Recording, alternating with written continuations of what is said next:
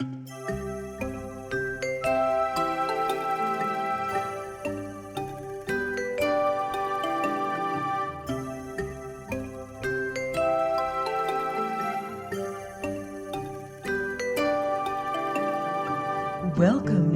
to the marvelous land of Oz. I'm Mardell.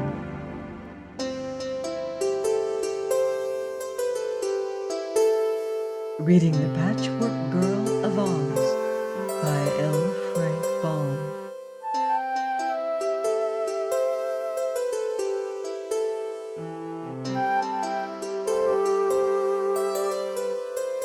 Chapter 28. The Wonderful Wizard of Oz. When Ojo entered the room, he ran quickly to the statue of Unc Nunkie and kissed the marble face affectionately. "I did my best, Unc," he said with a sob, "but it was no use." Then he drew back and looked around the room, and the sight of the assembled company quite amazed him. Aside from the marble statues of Unc Nunkie and Margolotte, the glass cat was there curled up on a rug, and the Woozy was there sitting on its square hind legs and looking on the scene with solemn interest. And there was the Shaggy Man, in a suit of shaggy pea-green satin, and at a table sat the little wizard, looking quite important, and as if he knew much more than he cared to tell. Last of all, Dr. Pipt was there, and the crooked magician sat humped up in a chair, seeming very dejected, but keeping his eyes fixed on the lifeless form of his wife Margolotte, whom he fondly loved, but whom he now feared was lost to him forever. Ozma took a chair, which Jellia Jam wheeled forward for the ruler, and back of her stood the Scarecrow, the Tin Woodman, and Dorothy, as well as the Cowardly Lion and the Hungry Tiger. The wizard now arose and made a low bow to Ozma, and another, less deferential bow to the assembled company.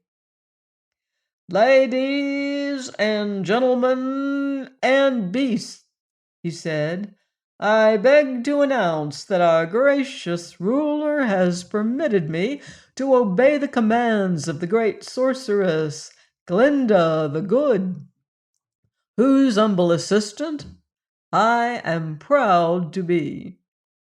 We have discovered that the crooked magician has been indulging in his magical arts contrary to law, and therefore, by royal edict, I hereby deprive him of all power to work magic in the future.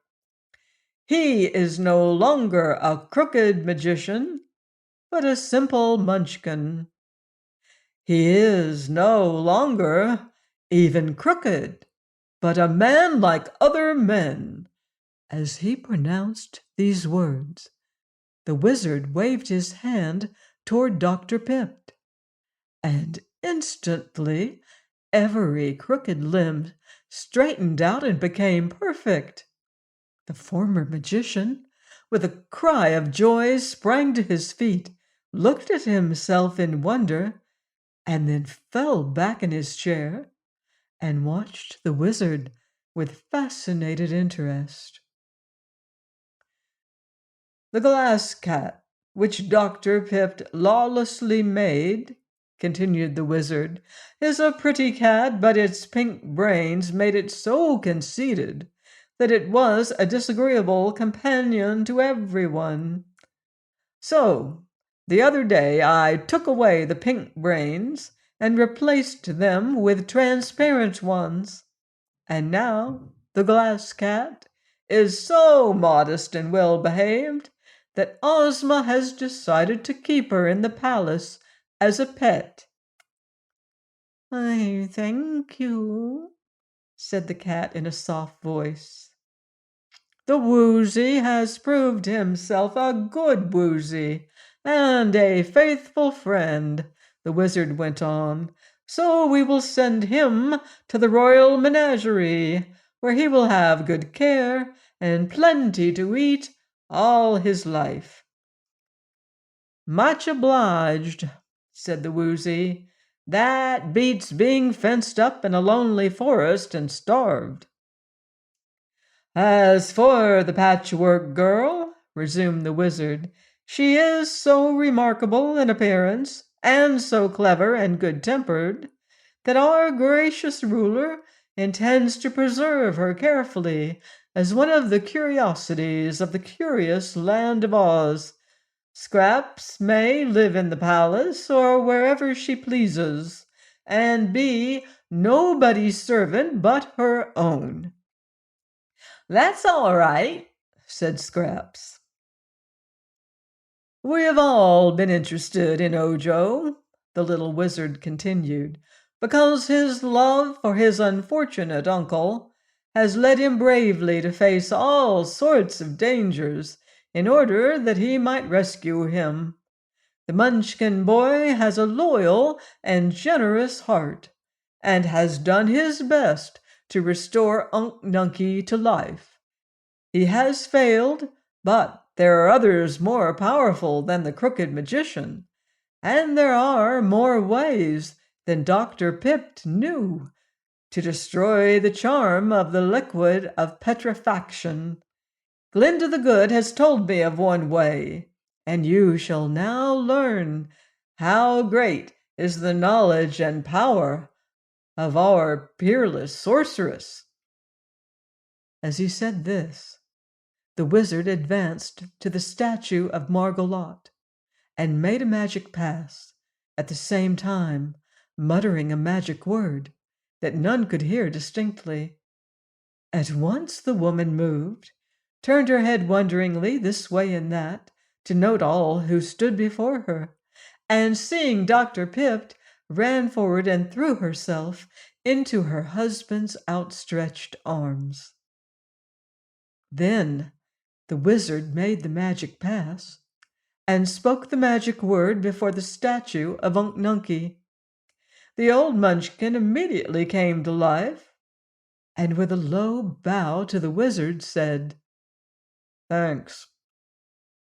But now Ojo rushed up and threw his arms joyfully about his uncle, and the old man hugged his little nephew tenderly and stroked his hair and wiped away the boy's tears with a handkerchief, for Ojo was crying from pure happiness.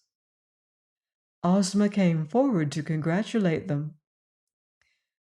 "I have given to you, my dear Ojo and Unc Nunkie, a nice house just outside the walls of the Emerald City," she said, "and there you shall make your future home and be under my protection." "Didn't I say you were Ojo the Lucky?" asked the Tin Woodman, as everyone crowded around to shake Ojo's hand. "Yes, and it is true," replied Ojo gratefully. Please join me next time for a new magical adventure in Tick-Tock of Oz, here on the marvelous land of Oz. Goodbye for now. See you in Oz.